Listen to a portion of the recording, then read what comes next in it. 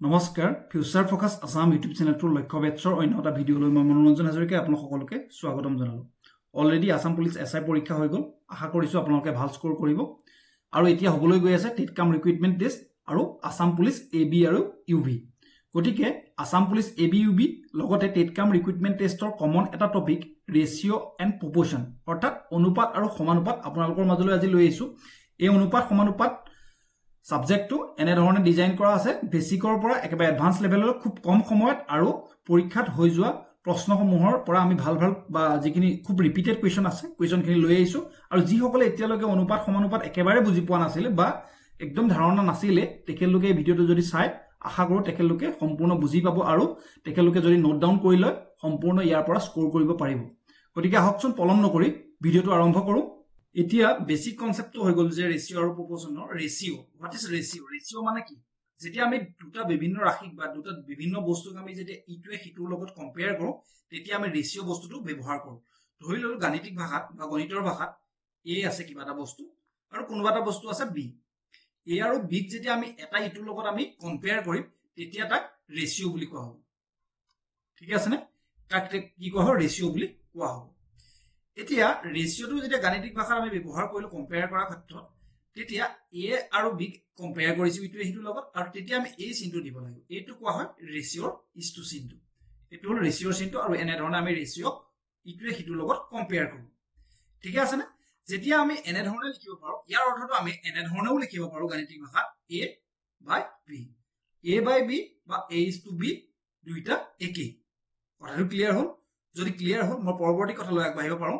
এতিয়া ধৰি ললো ৰেশিঅ' বস্তুটো আমি বুজি পালো। এতিয়া আহিলে প্ৰপৰ্শন বা সমানুপাত। সমানুপাতনো কি? যেতিয়া দুটা অনুপাত এটা অনুপাত ধৰি ললো এ ইজ টু বি আৰু অন্য এটা অনুপাত চি ইজ টু ডি। ঠিকে আছে? যেতিয়া দুটা অনুপাত এটা ইটোৰ লগত আমি কম্পেয়াৰ কৰিম তেতিয়া তাক ক'ব সমানুপাত। সমানুপাত মানে হ'ল ইটো সমান সিটো। কথাটো ক্লিয়াৰ? এ অনুপাত B is equal to C অনুপাত ডি। আৰু সমানুপাতৰ ক্ষেত্ৰত আমি কি চিন ব্যৱহাৰ কৰিব পাৰো? সমান চিনৰ জেগাত আমি এনে ধৰণে চিন ব্যৱহাৰ কৰিব পাৰো। আই থিংক অনুপাত আৰু সমানুপাত আপোনালোকৰ ক্লিয়াৰ হৈছে। এতিয়া আমি সমানুপাত বুজি পালো। সমানুপাত বুজি পোৱাৰ পিছত সমানুপাতৰ আৰু এটা কনসেপ্ট আমি ক্লিয়াৰ কৰিব লাগিব। ধৰি ললো এ ইজ টু বি সমানুপাত ঠিক আছে C is to D. Clear? এতিয়া আমি কি এটা কথা বুজিব লাগিব যে এইটো বাহিৰত আছে ই আছে বাহিৰত। গতিকে এ আৰু ডিৰ পূৰণফল ভিতৰত থকা বি আৰু চিৰ পূৰণফলৰ সমান। অৰ্থাৎ A into D is equal to B into C. এই কথাটো মনত ৰাখিব, অতি ইম্পৰ্টেণ্ট হয়। ইয়াৰ পাছত আমি এটা বস্তু মনত ৰাখিব লাগিব মধ্যানুপাত।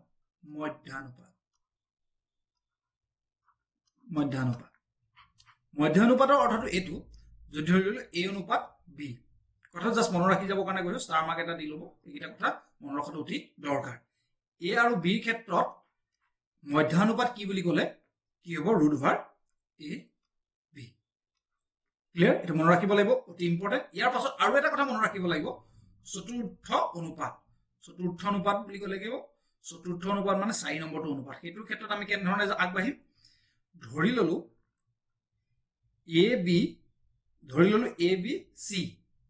এ আছে বি আছে আৰু চি আছে। তেনে ক্ষেত্ৰত চতুৰ্থ অনুপাতটো কি? কি সুধিছে? কথা ক্লিয়াৰ? এনে ক্ষেত্ৰত আমি এইটো বুজিব লাগিব যে এ ইজ টু বি সমানুপাত চি ইজ টু এই খালী জেগাত আমি কি কৰিব পাৰো? এক্স এটা ধৰি লৈছো। ঠিক আছে? আমি কি শিকিছিলো অলপ আগত? ভিতৰৰ পূৰণ আৰু বাহিৰৰ পূৰণ। সেই কথাটো যদি আমি এপ্লাই কৰো A into X is equal to এইটো ইয়াত লিখিছো। ঠিক আছে? B into C. গতিকে চতুৰ্থ অনুপাতটো কোনটো হ'ব? চতুৰ্থ অনুপাতটো আমি যিটো এক্স ধৰি লৈছিলো সেইটো হ'ব। গতিকে এক্সটো যদি আমি ইয়াত থৈ যাওঁ বি ইনটু চি ডিভাইডেড বাই কি হ'ব? এক্স। আই থিংক কথাটো ক্লিয়াৰ? এইটো হ'ব চতুৰ্থ অনুপাত। ওকে, মনত ৰাখি যাব, অতি গুৰুত্বপূৰ্ণ আৰু প্ৰশ্ন ইয়াৰ লৈ পেলাই মই আনি আছো। এতিয়া লাষ্ট এটা কনসেপ্ট আছে মিশ্ৰ অনুপাত। মিশ্ৰৰ ক্ষেত্ৰত কি হয়? ধৰি ললো A is to B তথা C is to D. Okay, A is to B তথা C is to D হয় তেনে ক্ষেত্ৰত মিশ্ৰ অনুপাত মানে কি দুইটাই মিশ্ৰ গতিকে A into C is to B into D. Sorry, B into D. Okay, B into D. এইটো ক'ব মিশ্ৰ অনুপাত ইয়াক এনেকৈ ধৰণে লিখিব পাৰোঁ AC অনুপাত BD. মিশ্ৰ অনুপাতৰ ক্ষেত্ৰত আমি এই কথাটো মনত ৰখাটো অতি দৰকাৰ আৰু মিশ্ৰ অনুপাত চতুৰ্থ অনুপাত আৰু আমি কি কি বুজি পালো অনুপাত বা সমানুপাত কি গতিকে আমি এইখিনি কথা যদি বুজি পালো আমি এতিয়া কুৱেশ্যনৰ দিশে আগবাঢ়িব পাৰোঁ আৰু পৰীক্ষাত অহা কুৱেশ্যনখিনি আপোনালোকৰ মাজলৈ মই লৈ আহিছোঁ এটা প্ৰেক্টিছ কুৱেশ্যনৰ প্ৰথমটো question what is fourth proportional in 9 13 153 অপচনখিনি আপোনালোকে দেখিবলৈ পাইছে এতিয়া আমি যিখিনি বুজি পালো তাৰ ওপৰত ভিত্তি কৰি আমি কুৱেশ্যনখিনি কৰি চাম এতিয়া আমি কি বুজি পাইছিলো fourth proportionalৰ ক্ষেত্ৰত বা চতুৰ্থ অনুপাতৰ ক্ষেত্ৰত A is to B সমানুপাত C is to D. Okay, এই কথাটো বুজি পাইছিলো A by B is equal to C by D.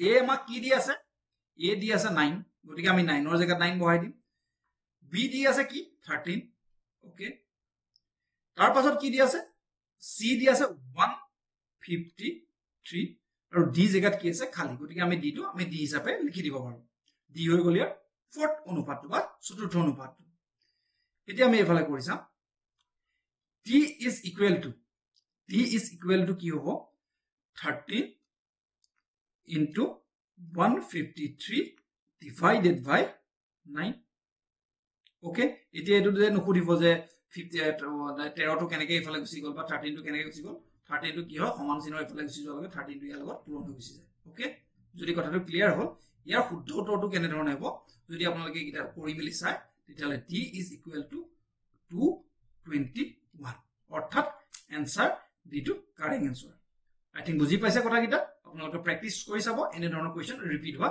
দেখা যায় এতিয়া কোৱেশ্চনটো আহি গ'ল the third proportional to 18 and 54 18 আৰু 54 third proportional to সুধিছে প্ৰশ্নত দিয়া আছে 18 আৰু 54 okay মানে A is to B is to C এটো আমাৰ উলিয়াব লাগে A অলৰেডি দিয়া আছে B দিয়া আছে আমাক C টো দিয়া নাই এতিয়া আমি এটা তৰিকা বা এটা ফৰ্মুলা ইউজ কৰিব লাগিব আমি যেটো অলৰেডি পঢ়ি আহিছো এতিয়া আমি দেখিছো যে A B লগত অনুপাত হৈ আছে গতিকে B আকৌ C লগতো অনুপাত হৈ আছে গতিকে আমি কেনে ধৰণে লিখিব পাৰো B আকৌ C লগতো অনুপাত হৈ আছে গতিকে B এন ধৰণে আমি লিখিব পাৰো গতিকে যেতিয়া আমি এনে ধৰণে লিখিব পাৰো আমাৰ ফৰ্মুলা পৰি গ'ল A অনুপাতৰ চিহ্নটো এনে ধৰণে আছে গতিকে আমি ইয়াত B টো লিখিব পাৰো গতিকে এফালে কি লিখিব পাৰো B by C I think আপোনালোকে বুজি পাইছে এতিয়া আমি যদি ক্ৰস পূৰণ কৰি দিও কেন ধৰণে ওলাব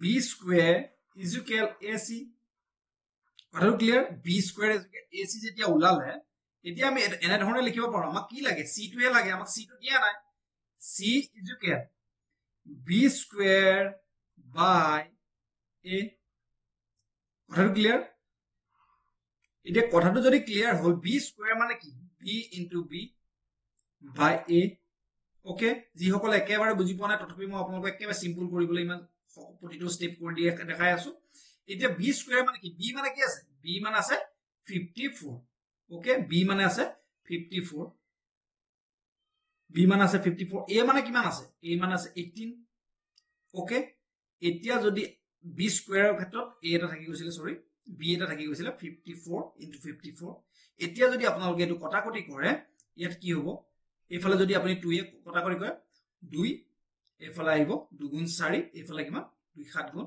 ওকে 2 9 গুণ ওকে 3 9 গুণ 27 3 গুণ 3 গুণ 9 okay 54 into 3 is equal to 162 162 হৈ গ'ল ইয়াৰ শুদ্ধ উত্তৰ হৈ গ'ল অপচন সি আপোনালোকৰ সুবিধাৰ অৰ্থে মই হৰণ পূৰণখিনিও কৰি দিছো গতিকে এনসাৰ হৈ গ'ল 162 এনে ধৰণৰ কোৱেশ্চন আহিলে আপোনালোকে ভুল নকৰিব বুলি মই আশা ৰাখিলো পৰৱৰ্তী প্ৰশ্নটো find A is to B is to C is to D when A is to B is equal to 2 is to 3 B is equal to 7:9, C is to D is equal to 5:7. গতিকে এই প্ৰশ্নটো কৰাৰ বহুতা ধৰণ আছে বা বহুতা tricks আছে, বহুতা system আছে, কিন্তু মই এটা সিম্পল সিস্টেমত কৰিম যেটো পৰীক্ষাত আপোনালোকে এপ্লাই কৰিব পাৰিব আৰু পৰীক্ষাত এনে ধৰণৰ যদি ট্ৰিক ইউজ কৰে বা এনে সিস্টেমত কৰে আপোনাৰ কোনো ভুল হোৱাৰ চান্স নাথাকে আৰু আজিলৈকে মোৰো ভুল হৈ পোৱা নাই। গতিকে আমাক কি উলিয়াব দিছে A B C D, ঠিক আছে নে? গতিকে আমি সিধা Sidhi simple K A B C D লিখি দিলো। আমাৰ প্ৰথম কামটো হৈ গল যে A is to B is equal কিমান আছে? A is to B is equal 2:3। গতিকে যদি আমি এইগিটা এনে ধৰণে বক্স বনাই লওঁ তেতিয়া আমাৰ বস্তুটো অলপ সিস্টেমেটিক হ'ব আৰু শুদ্ধ হ'ব। শুদ্ধ মানে শুদ্ধটো অলৰেডি হ'ব কিন্তু অলপ সিস্টেমেটিক হ'ব। A কিমান আছে? 2 আছে আৰু B জেগাত 3 টো লিখি দিও কিয়নো A is to B is equal 2:3 আছে। ঠিক একে ধৰণে B is to C is equal 7:9। গতিকে B ৰ জেগাত B দি দিও। B জেগাত কিমান আছে? 7 আছে আৰু C জেগাত আছে 9। ঠিক একে ধৰণে C is to D is equal 5:7। C কিমান আছে? 5 আছে আৰু D কিমান আছে? 7 আছে। ক্লিয়াৰ কথাটো? যদি এইকনলৈকে বুজি পাইছে আপোনালোকে চেনেলটো লাইক কৰিব আৰু ভিডিওটো আপোনালোকে শেয়াৰ কৰিবলৈ নাপাহৰিব। এতিয়া আমি কি কৰিম নেক্সট স্টেপটো C ৰ এই জায়গাটো খালি আছে, D ৰ এই জায়গাটো খালি আছে। গতিকে আমি কি কৰিম B ৰ গাত লাগি আছে C, গতিকে গাত লাগি থকাটো আমি এটা এটা আৰু লিখি দিম। ঠিক আছে নে? গতিকে এই জায়গাটো খালি আছে, এই জায়গাটো সোঁফালে বা বাওঁফালে যেটো পাম আমি কেটো লগাই দিম। বাওঁফালে আছে 9, গতিকে আমি ইয়াত 9 লিখি দিব পাৰো। প্ৰতিটো সংখ্যাৰে যত জায়গাটো আমাৰ খালি আছে তাৰ সোঁফালে বাওঁফালে থকা সংখ্যাটো আমি লিখি দিব পাৰো। ঠিক সেই কথাটো যদি আমি ক্লিয়াৰকে বুজি পাইছো তেতিয়াহলে B ৰ জায়গাত এই খালি থকা জায়গাটো সোঁফালে থকা C ৰ 5টো আমি লিখি দিলো আৰু ইয়াতো সেই 5টোকে লিখি দিলো। এৰ এই জায়গাটো খালি আছে, গতিকে এৰ সোঁফালে থকা 7টো আমি ইয়াত লিখি দিব পাৰো। ঠিক আছে নে? বাওঁফালে একো নাই, গতিকে সোঁফালে থকা 7টোকে লিখি দিলো।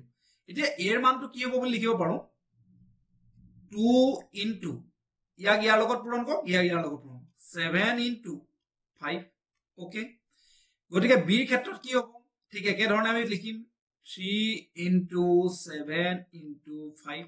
ওকে, সি ৰ ক্ষেত্ৰত কিমান হ'ব? 3 into 9 into 5। ওকে, ঠিক একে ধৰণে ডি ক্ষেত্ৰত কি হ'ব? 3 into 9 into 7। Okay, clear?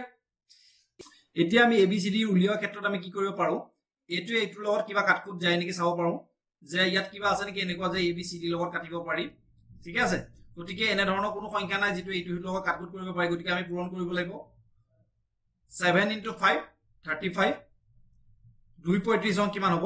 2 হৈ গ'ল 70। ওকে, ইয়াৰ পিছত চাম 5 7 গুণ 35 3 35 105। গতিকে ক'বাত মিলা আছে নেকি? অপশন এটো মিলা আছে, গতিকে অপশন এটোৱে শুদ্ধ হ'ব। বাকি কেইটা কাৰো মিলা নাই, গতিকে বাকি কেইটা কৰাৰ আমাৰ কোনো প্ৰয়োজন নাই। আপোনালোকে যদি বিচাৰে আপোনালোকে এটো কৰি যাব পাৰে। কথাটো ক্লিয়াৰ? শুদ্ধ উত্তৰ হৈ গ'ল অপশন এ। আই থিংক কথাটো বুজি পাইছে। যেটো হিচাপে আমি এতিয়ালৈকে কৰিলো পৰৱৰ্তী প্ৰশ্নখিনি এটো হিচাপত কৰি যাম।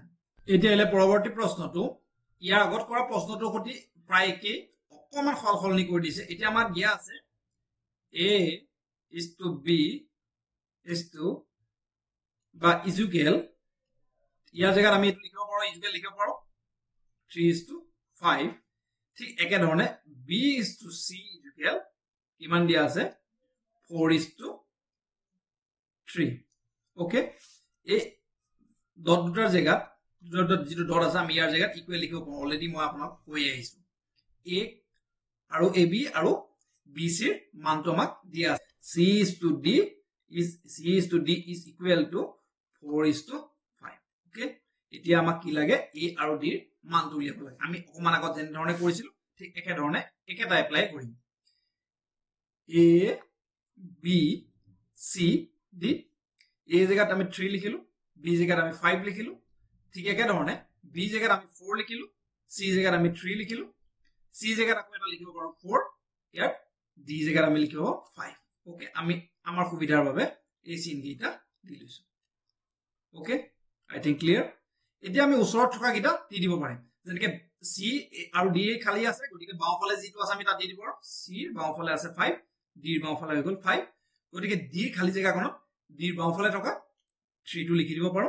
B ৰ ইয়াত খালি জায়গা আছে, গতিকে 4 টো আমি ইয়াত লিখি দিব পাৰো। ঠিক একে ধৰণে এৰ এই জায়গাটো খালি আছে গতিকে সোঁফালে থকা 4 টো আমি লিখি দিব পাৰো যদি এতিয়া লৈকে বুজোৱাখিনি ক্লিয়াৰ হ'ল তেনেহলে আমি এনে ধৰণে এটো কৰিব পাৰো 3 into 4 into 4 ওকে ঠিক একে ধৰণে 5 into 4 into 4 ঠিক একে ধৰণে 5 into 3 into 4 ঠিক একে ধৰণে 5 into 3 into সৰি ইয়াত আমি কি লিখিব লাগিছিল ওকে 5 এ আছে 5 ঠিক আছে ওকে ইয়াত আমি লিখিব পাৰো 5 ক্লিয়াৰ এতিয়ালৈকে কোনো ডাউট নাই আপোনালোকৰ যদি ডাউট নাই এতিয়া আমাক কি লাগে আমাক a আৰু d হে লাগে a আৰু a is to d ৰ ভ্যালুটো লাগে অকল আৰু a আৰু d লাগে গতিকে আমাৰ c আৰু b ৰ কোনো কাম নাই ওকে গতিকে a আৰু d ৰ ক্ষেত্ৰত 3 4 গুণ 12 4 12 48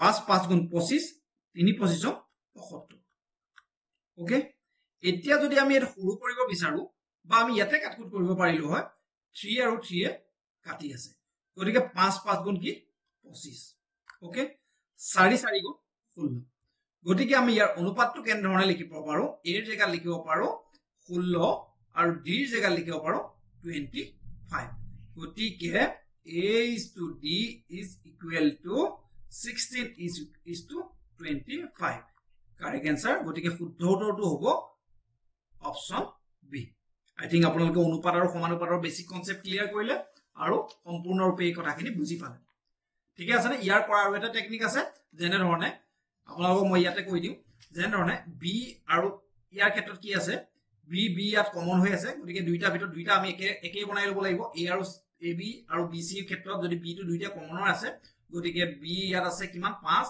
আৰু ইয়াৰ বি ক্ষেত্ৰত আছে 4 4 5 গুণ 20 এনে ধৰণে বনাই ল'ব লাগিব হেতু এটা দীঘলীয়া প্ৰসেস হয় গতিকে মই হেতু নকৰো এটোই আপোনালোকৰ বাবে সুবিধাজনক হ'ব গতিকে কথাটো ক্লিয়াৰ হ'ব এটো আপোনালোকৰ বাবে এটা হোমৱৰ্ক লৈ আহিলো এটো আপোনালোকৰ বাবে এটা হোমৱৰ্ক আপোনালোকে কমেন্ট সেকশনত জনাব কমেন্ট সেকশনত জনাব যে উত্তৰটো কি বেছি সময় নালাগে খুব বেছি ম্যাক্সিমাম 2 মিনিটস ম্যাক্সিমাম 2 মিনিটৰ ভিতৰত আপোনালোকে কামটো এই কোৱেশ্চনটো কৰি দিব পাৰিব বুলি মই আশা ৰাখিলো একেবাৰে ইজি এতিয়া পৰীক্ষাত মোষ্ট ৰিপিটেড এটা কোৱেশ্চন আপোনালোকৰ বাবে লৈ আহিছো আপোনালোকে ষ্টাৰ মাৰ্ক কৰি পেলাই আপোনালোকৰ নোটবুকত লিখি ৰাখিব এনে ধৰণৰ কোৱেশ্চন আহিব বা ইয়াৰ নম্বৰ খলাই দিব পাৰে বা সংখ্যা খলাই দিব পাৰে বা এনেকুৱা টাইপৰ এটা কোৱেশ্চন ৰিপিট হয় এডিআৰই হওক বা আসাম পুলিচে হওক বা টেট কাম ৰিক্ৰুটমেন্ট টেষ্টে হওক ইয়াত দিয়া আছে x is to y is equal to 3 is to 4 কি দিয়া আছে x is to y is equal to 3 is to 4 okay 3 is to 4 তেতিয়া হলে 7x plus 23y is to okay 7x minus 23y কিমান এটো কিমান হ'ব খুদিছে বা অনুপাতটো ইয়াৰ খুদিছে এনে ধৰণৰ ক্ষেত্ৰত আমি বুজিব লাগিব x ৰ মানটো 3 y মানটো হ'ল 4 আমি কেনে ধৰণে লিখিব পাৰো 7x plus 23y divided by 7x minus 23y okay এনে ধৰণে অনুপাতত লিখিব পাৰিলে আমি অনুপাতটো জানো আমি ডিভাইডত লিখি দিব নোৱাৰো জানো ওকে এই কথাটো যদি ক্লিয়াৰ হ'ল আমি পৰৱৰ্তী ষ্টেপলৈ যাব পাৰো 7x x to 7 ৰ লগত পূৰণ হৈ আছে গতিকে x ৰ ভ্যালুটো আমি লিখি দিব x ৰ ভ্যালুটো কি আছিল 3 x ৰ ভ্যালুটো হৈ গল 3 plus 3 into y y ভ্যালুটো কি আছে 4 okay next step two 7x মানে হৈ গল 3 plus সৰি ইয়াৰ জায়গাত হ'ব মাইনাস এটো মাইনাস চিন ওকে 3 into y জায়গা লিখিব পাৰো 4 গতিকে আমি কেনে ধৰণে লিখিব পাৰো এতিয়া আমি লিখিব পাৰো 3 7 গুণ 21 প্লাস 3 4 গুণ 12 ওকে 3 7 গুণ 21 মাইনাস 3 4 গুণ 12 ওকে 21 প্লাস 12 ইজ ইকুয়াল 33 তলত হ'ব 21 মাইনাস 12 ইজ ইকুয়াল 9 গতিকে আমি এটো যদি আৰু এক স্টেপ কটাকটি কৰো কি হ'ব 3 11 33 3 3 গুণ 9 শুদ্ধ উত্তৰটো হ'ব 11/3 আছে নেকি 11/3 আমি কেনে ধৰণে লিখিব পাৰো 11:3 অৰ্থাৎ শুদ্ধ উত্তৰ হৈ গল অপচন সি একদম ইজি আপোনালোকে কৰিব পাৰিব আৰু মোস্ট ৰিপিটেড মোস্ট ইম্পৰ্টেন্ট হয় আপোনালোকৰ ইয়াত মান কেইটা খলাই দিব পাৰে বা এইটো খলাই দিব পাৰে কিন্তু ফৰমেট এইটোৱে আপোনালোকে এইটো ফৰমেট ইউজ কৰি এনে ধৰণৰ প্ৰশ্ন টেকেল কৰিব পাৰিব আপোনালোকে এডিআৰ লাষ্ট ইয়াৰ পেপাৰ চাব পাৰে বা এইবাৰ হৈ যোৱা পেপাৰ চাব পাৰে বা টেটৰ প্ৰতিটো পৰীক্ষাতে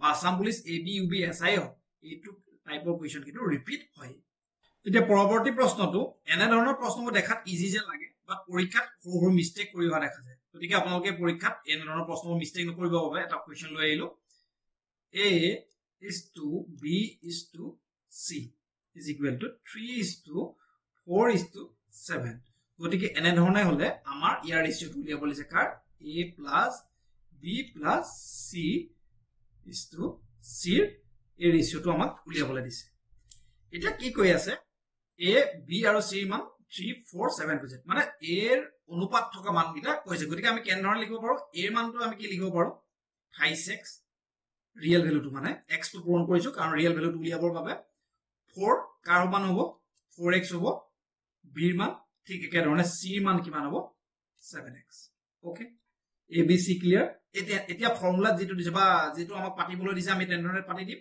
কেনেধৰণে পাতি দিম a ৰ মানটো a ৰ জায়গাত পাতি দিম a ৰ মানটো কি পালো আমি 5x প্লাস b ৰ মানটো কিমান পালো b ৰ মানটো পালো 4x প্লাস c ৰ মানটো কিমান পালো 7x I think clear hoise etia onupat ki dise amak c ৰ মানটো কিমান আছে 7x গুটেই কেইটা যোগ কৰিলে কিমান পাও আমি গুটেই কেইটা যোগ কৰিলে আমি পাৰো 14x ওকে 14x পালো এফালে আহিলে 7x ওকে 7x আছে গতিকে আমি কি কৰিব পাৰো কটাকটি কৰিব পাৰো নেকি অনুপাত থাকিলে কি বুলি কৈছিলো যদি ওপৰত এটা অনুপাত থাকে x বা y থাকে গতিকে এটো আমি এনে ধৰণে লিখিব পাৰো xy বুলি লিখিব পাৰো এটো আমি এতিয়া কৰি দিম কি x আৰু x কটাকটি গো হাতে এবাৰ যাব ইয়াক যাব দুবাৰ গতিকে ইয়াৰ অনুপাতটো আমি লিখিব পাৰো 2:1 অৰ্থাৎ শুদ্ধ উত্তৰটো হ'ব 2:1 একেবাৰে সিম্পল কিন্তু কেতিয়াবা খেলিমেলি হয় অনুপাতখিনি আপোনালোকে 1:2 আকৌ লিখি দিব 2:1 আৰু 1:2 ৰ মাজত পাৰ্থক্য আছে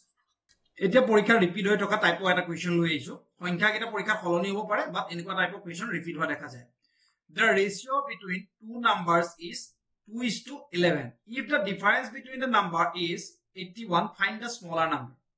Find the smaller number সুধিছে সৰু সংখ্যাটো উলিয়াবলৈ দিছে যদি সংখ্যা দুটাৰ অনুপাত দুটা সংখ্যাৰ অনুপাত যদি 2:11 হয় আৰু দুইটা সংখ্যাৰ পাৰ্থক্য যদি একাকি হয় গতিকে আমাৰ এই দুইটা অনুপাতৰ সংখ্যা দুটাৰ ভিতৰত সৰু সংখ্যাটো উলিয়াবলৈ দিছে এতিয়া আমি কি কৰিম সংখ্যা দুটাৰ অনুপাত যদি 2:11 দিছে তেতিয়া হলে আমি লিখিব পাৰো যে অৰিজিনাল সংখ্যাটো x ধৰি ললে আমি twice x is to 11x এইকনলৈকে বুজি পাইছো গতিকে প্ৰশ্নত কি কৈছে ডিফাৰেন্স বিটুইন both নাম্বাৰ দুইটা নম্বৰৰ মাজত পাৰ্থক্য দুইটা নম্বৰ পাৰ্থক্যৰ ক্ষেত্ৰত আমি ডাঙৰটোৰ পৰা সৰুটো বিয়োগ কৰি দিব লাগিব ডাঙৰটো কি আছে 11x okay 11x minus 2x okay কিমান কৈছে পাইছো কিমান দুইটা মাজৰ পাৰ্থক্য পাইছো 18 ওকে 18 পাইছো পাৰ্থক্য গতিকে দুইটাক যদি আমি বিয়োগ কৰি দিম 11 minus 2 9x মানে হল 81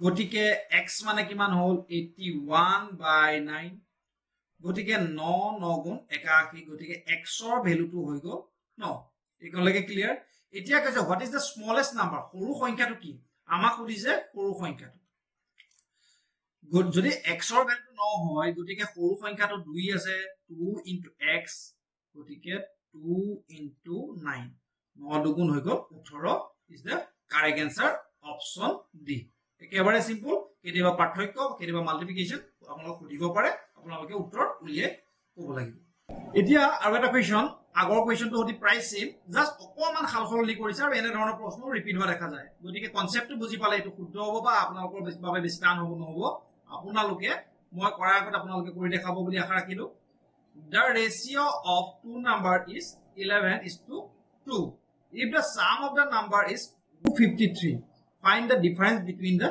number যদি দুটা সংখ্যাৰ অনুপাত 11:12 ঠিক আছে আৰু এই সংখ্যা দুটাৰ যি দুটা অনুপাত আছে অৰিজিনাল সংখ্যা দুটাৰ যোগফল 253 হয় গতিকে সংখ্যা দুটাৰ মাজৰ পাৰ্থক্য সুধিছে ওকে ডিফাৰেন্স মানে হ'ল পাৰ্থক্য বা পাৰ্থক্য বা মাইনাছ কৰিলে কিমান হয় সেইটো সুধিছে একে ধৰণৰ অংক যদি অনুপাতটো ইমান হয় গতিকে আমি অৰিজিনেল সংখ্যাটো 11x আৰু আনটো কি বুলি ধৰিব পাৰো 12x ওকে এতিয়া প্ৰথমে কি ক'লে সাম মানে যোগটো কি আপোনাৰে উত্তৰটো ওলাই যদি কমেন্ট সেকশনত জনাব কোৱেশ্চনটো কৰি থকা আগতে 11x plus 12x is equal to 253 মই কোৱা নাই এইটো প্ৰশ্নই কৈছে ঠিক আছে না গতিকে আমি দুইটা যদি যোগ কৰি দিও কি হ'ল দুইটা যদি আমি যোগ কৰি দিও কি ওলাব 23x is equal to 253 গতিকে x is equal to 253 by 23 23 এ যদি আমি 253 যদি কটাকটি কৰো তেতিয়া হলে যাব 11 বাৰ গতিকে x ৰ ভ্যালুটো হৈ গল 11 যদি x ৰ ভ্যালুটো 11 হয় গতিকে অৰিজিনেল সংখ্যাটো 11 into x আৰু ইটো আছিল 12 into x গতিকে 11 into x মানে 11 into 11 আৰু 12 into 11 ওকে 11 121 আৰু আনটো সংখ্যা কি 11 12 কিমান হ'ব 132 আৰু দুইটা সংখ্যাৰ পাৰ্থক্য ডাঙৰটো পৰা আমি সৰুটো বিয়োগ কৰিম ডাঙৰটো কি হ'ল 132 ডিফাৰেন্সটো আমাক উলিয়াবলৈ দিয়া নাই জানো প্ৰশ্ন আমাক ডিফাৰেন্সটো উলিয়াবলৈ আছে 132 minus 121 গতিকে 121 আৰু 132 মাজৰ পাৰ্থক্য হৈ গ'ল 11 গতিকে শুদ্ধ উত্তৰটো হ'ল 11 অপচন বি এক স্টেপ বহাই দিছিলে কোৱেশ্চনটো আগৰ কোৱেশ্চনটোকে কিন্তু ইটস সিম্পল আপোনালোকে স্টেপ বাই স্টেপ যদি ফলো কৰে আৰু বুজি পাইছে কনসেপ্টটো আপোনালোকৰ শুদ্ধ হ'ব এতিয়া অকমান হাৰ্ড বা অকমান ক্ৰিটিকেল এটা কোৱেশ্চন লৈছো পৰীক্ষাত কিন্তু ৰিপিট হৈ দেখা যায় যদি প্ৰশ্ন কাকত মোটাই বা হাৰ্ড কাটে তেতিয়া এনে ধৰণৰ প্ৰশ্ন ৰিপিট হৈ থকা দেখা যায় Rupees 8,400 is divided among A, B, C, D in such a way that shares A and B, B and C and D are in the ratio 2:3, 4:5, 6:7 respectively.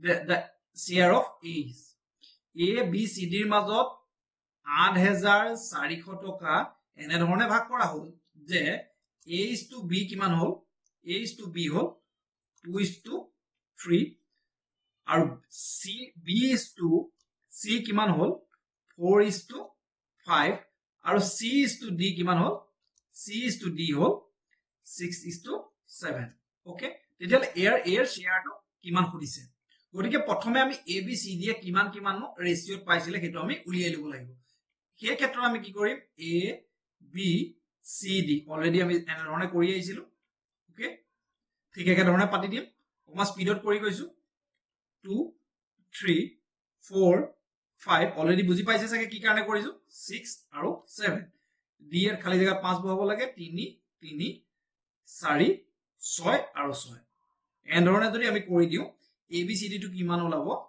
2 into 4 into 6 okay ইয়াৰ ক্ষেত্ৰত B ক্ষেত্ৰত কিমান ওলাব 3 into 4 into 6 একে ধৰণে সি ক্ষেত্ৰত কিমান হ'ব 3 into 5 into 6 আৰু ডি ক্ষেত্ৰত কিমান হ'ল 3 into 5 into 7 ওকে গুটে কিটা যদি আমি কটাকটি কৰিব পাৰো যদি আমি কটাকটি কৰিব পাৰো এটো আমি দেখিছো 6 টো কাট খাই আছে 3 এ গতিকে আমি ইয়াত কি কৰিব পাৰো 3 ৰে এই 3 টো কাটিলো এই 3 টো কাটিলো আৰু 6 টো কাটিলো দুবাৰ গতিকে আমাৰ টোটাল টো কিমান হ'ব 16 is to 24 is to 30 is to 35 গতিকে এটো ৰেশিওত আমাৰ পইচাটো ভাগ কৰি দিয়া হ'ল গতিকে এটো হল ৰেশিও গতিকে অৰিজিনাল পইচাটো কিমান হ'ব গতিকে আমি x এটা গুটে কিটা ধৰি লব পাৰো গতিকে অৰিজিনাল সংখ্যাটো হ'ল এইটো গতিকে আমাক কি ক'লে 16x plus 24x plus 30x plus